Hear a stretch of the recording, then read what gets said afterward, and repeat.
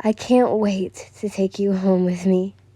It was a quiet, peaceful, and comfortable as Kojo rested his head on your lap, whilst you caressed your nimble fingers through his wild flame-colored hair.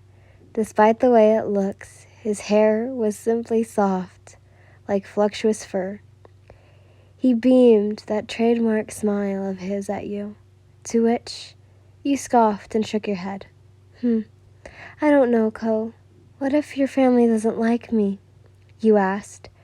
He had long since shared with you the heartbreaking story of his family, and it still weighs heavily on your heart knowing that he lost his mother when he was just a child, and his father turned to alcohol as a way to cope with the pain.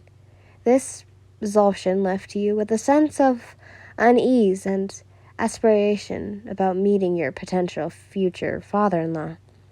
Kojo frowned slightly, yet the love and compassion he had still lingered in his eyes. He knew how boorish his father could be. However, Kojo didn't want the fact of his father being uncouth drunk to stop you from loving him. But he refused to let something like that ruin his relationship with you. Besides, Shinjiro seemed relatively pleased when Kojo first told him about you, his beloved wife. Hell, the older Rengoku even gave him a proud pat on the shoulder when Kojiro mentioned marriage, which, of course, surprised him greatly. And his little brother, Senjiro, had been so happy to hear the news he couldn't wait to meet you. The younger Rengoku even went so far as to refer you as his big sister, regardless of not having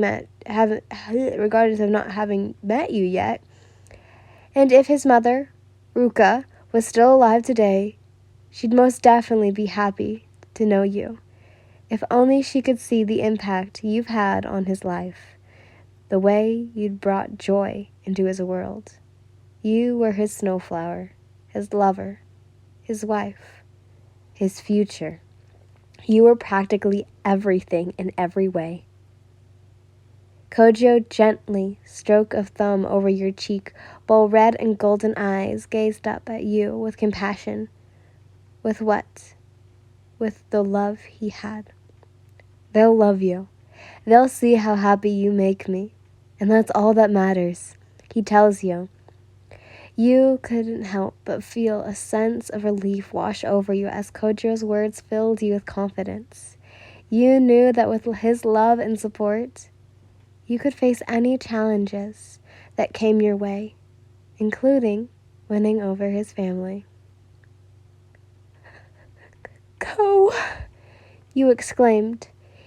There he stood, standing there, looking like a true knight in shining armor. The evening snow now shining as you took the time to acknowledge several blood smears laying the snow with flames burning the obviously the dead bodies of the demons that he single-handedly defeated. Red and golden eyes slowly glanced up at you as a small smile crossed his lips, before he suddenly collapsed. Kochiro! You yelled, quickly running over to him. You were afraid he was seriously hurt, as you crouched down, maneuvering him so his head could rest on your lap, and quickly checked him for any injuries. Thankfully, he only had several cuts and bruises, as you gave a relieved sigh, knowing that he just collapsed from exhaustion, and stroked his handsome face. Half-lidded eyes tiredly gazed up upon you, loving as Kojo gave you a small smile. So, did I pass my final trial? He asked, chuckling softly. You smiled softly, typical Rengoku, as you then glanced around, taking in the fallen enemies and the scattered remnants of their opposition. It is a sight that fills you with a mixture of unease and sympathy, but all of the above, the prevalent emotion of relief. It seemed like Mount Yokiyama was once again saved, and things in Kazaha can finally return back to normal thanks to Kojiro. You glanced back down at Kojo, gave him a soft nod, which only made him grin even more in delight. With the sun's light shining, he appeared angelic as he gave a soft smile of relief. Good to know. You're coming home with me. He grins. I know this may not be the best time, and I probably should have done it right beforehand. But I wanted to wait just a bit longer.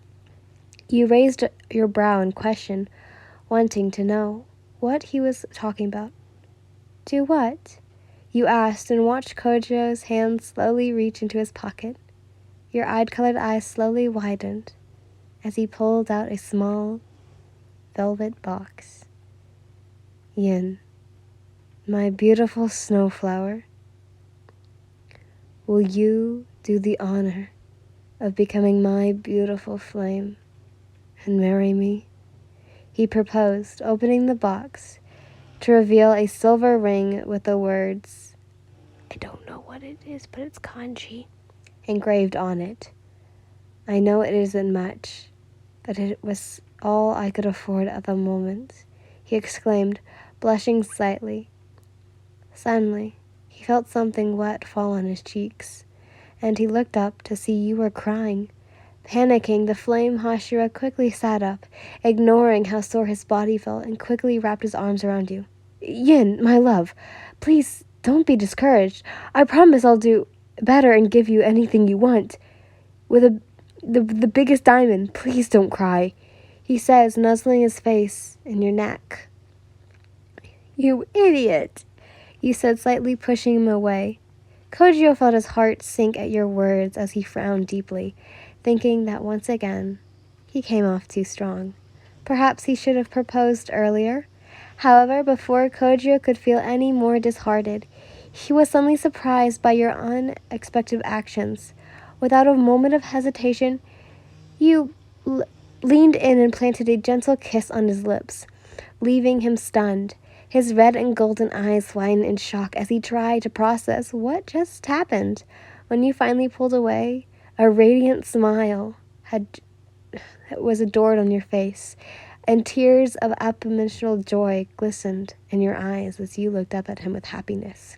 His heart buried at the sight of you beaming at him with so much love and happiness that he felt like he could explode like a firework. Of course I'll marry you, you exclaimed happily. After everything you'd been through, all the ice in your heart had completely melted away, and in its place was a burning fire. Yes, I love you, Rengoku Kojiro, flame Hashira of the demon slaying course. My burning flame. You blushed shyly. Kojo was ecstatic by the nickname, was unable to hold himself back as he gently grabbed your face and kissed you passionately. With each passing moment, the kiss deepened, creating a symbol of emotions as your teeth occasionally bumped against each other, adding a raw emotion shared between you and Kojo as you both embraced each other tightly. At him. You both slowly pulled away and glanced to see Otsu standing a few feet away. I hope I'm not interrupting. She raises a white brow. Opa-chan! You exclaimed excitedly before getting up and running over. Look, Kojo proposed, you said excitedly, showing her your engagement ring that Kojo gave you. The elderly woman had taken aback by your sudden change in attitude.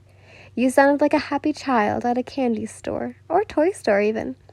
But nonetheless, she was happy for you.